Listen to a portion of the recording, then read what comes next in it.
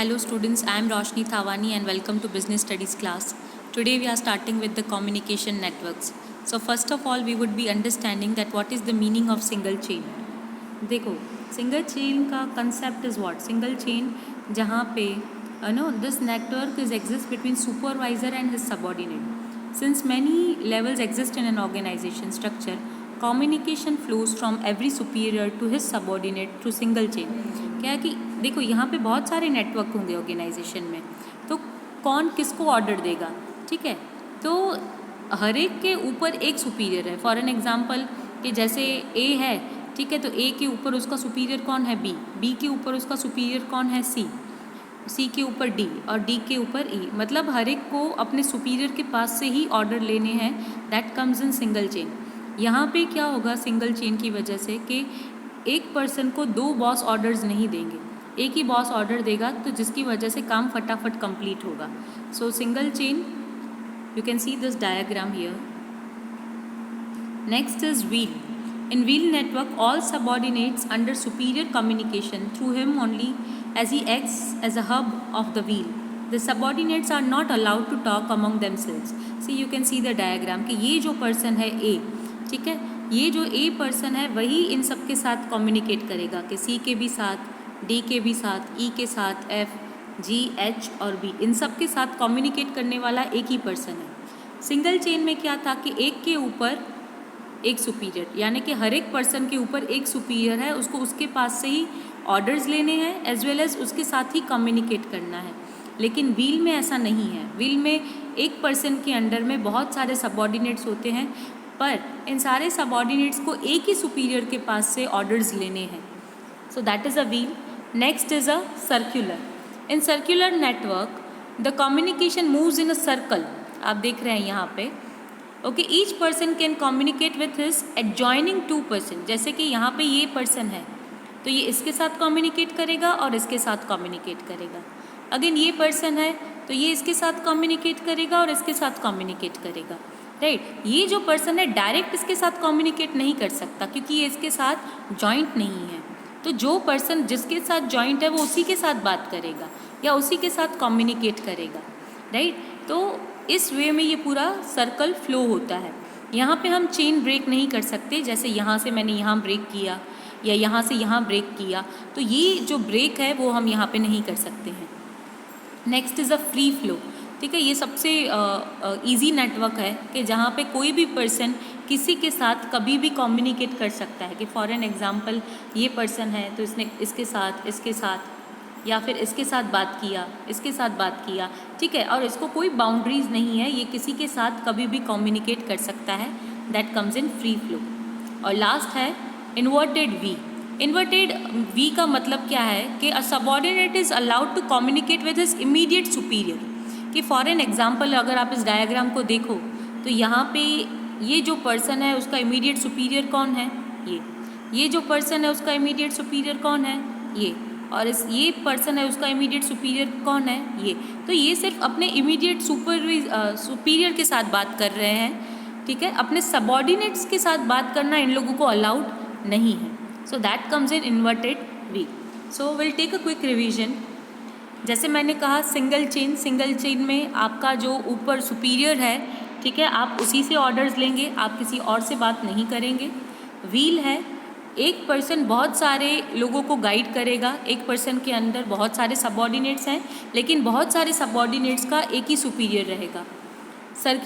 Circular में जैसे अभी हमने बात की कि जॉइंट नेटवर्क जो होंगे, जो उनके साथ जॉइंट है उसके साथ ही कम्युनिकेशन होगा. नेक्स्ट है फ्री फ्लो, दैट मीन्स आप कहीं भी कभी भी बात कर सकते हैं. एंड लास्ट है इन्वर्टेड वी, कि आपका जो इमीडिएट सुपीरियर है आप उससे ही बात करेंगे, फिर वो जो इमीडिएट सुपीरियर है वो अपने सुपीरियर से बात करेगा. कि फॉर एन एग्जांपल 3 लोग हैं, ए, बी, सी को ए से प्रॉब्लम है लेकिन ए पर्सन उसका इमीडिएट सुपीरियर नहीं है, तो क्या सी अपना प्रॉब्लम डायरेक्ट ए को बोल सकता है? नहीं. सी को पहले बी को बोलना पड़ेगा और लास्ट में बी वो बात ए के सामने रखेगा. तो आप ये चेन कभी भी ब्रेक नहीं कर सकते हैं. So that comes in inverted V. Barriers to communication, total 4 तरह के बैरियर्स हैं. This question can be asked in board exams.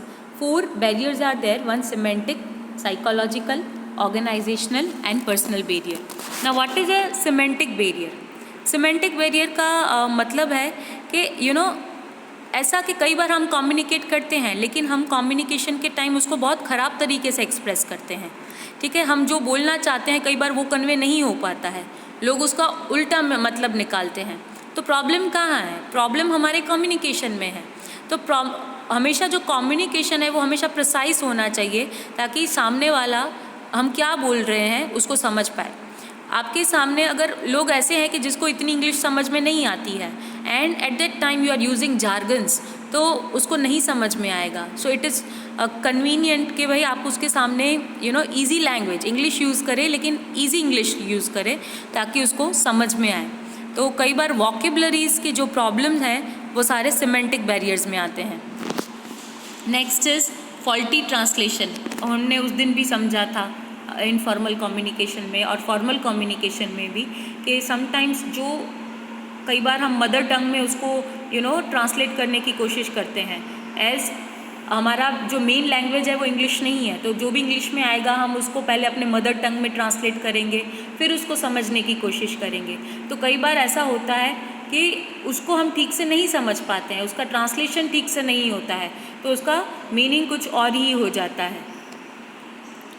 unclarified assumption, that also we have understood that what is unclarified assumption, कि for an example हमें कोई message देता है और जब मैसेज देता है हमको उस पर्सन के लिए नेगेटिविटी है, तो चाहे उस पर्सन ने कितना भी पॉजिटिव मैसेज लिखा है हम उसको नेगेटिव वे में ही लेंगे।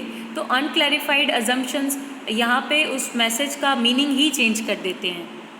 Next is technical jargons. मैंने आपको पहले ही कहा कि कई बार इतने डिफ़िकल्ट जार्गन्स यूज़ किए जाते हैं लैंग्वेज में ताकि लोग नहीं समझ पाते हैं, ठीक है। अगर आप इंग्लिश में दो लैंग्वेज किसी पर्सन की सुने, एक है शशि थरूर और दूसरा है सुधा मूर्ति, तो आप they both are communicating in English, but Sudha Murthy को हम इजीली समझ सकते हैं क्योंकि उनका इंग्लिश बहुत स्मूथ और इजी वे में होता है, राइट। वहाँ पे कोई जार्गन्स उसने यूज़ नहीं किए होते हैं। तो इसी तरह के जितना हो सके उतना हम कम्युनिकेशन में कम जार्गन्स यूज़ करें तो लोगों को वो समझ में आएगा। Next is a body language and gesture decoding. Body language and gesture decoding means चाहे मेरा मैसेज कितना भी पॉजिटिव है लेकिन मेरे एक्सप्रेशंस, मेरे बॉडी लैंग्वेज नेगेटिव है तो लोग उसको नेगेटिव ही कंसीडर करेंगे। तो जब भी आप कोई एक्सप्रेस करते हैं मैसेज तो हमेशा उस पर बॉडी लैंग्वेज और जेस्चर का इम्पॉर्टेंस रहता है। So that all were the semantic barriers. Now next is a psychological barrier. What is a psychological barrier? Emotional और psychological factors act as a barrier to communicators. For example, a worried person cannot communicate properly and an angry receiver cannot understand the real meaning of message. जैसे अभी हमने कहा कि emotions सबसे ज़्यादा impact करते हैं, आपके इमोशनल स्टेट ऑफ माइंड पे सबसे ज़्यादा वो इफ़ेक्ट करता है। अगर आप गुस्से में हैं और किसी ने आपको मैसेज दिया तो आप शायद उसको पढ़ेंगे भी नहीं, उसको समझेंगे भी नहीं। तो that comes in psychological barrier.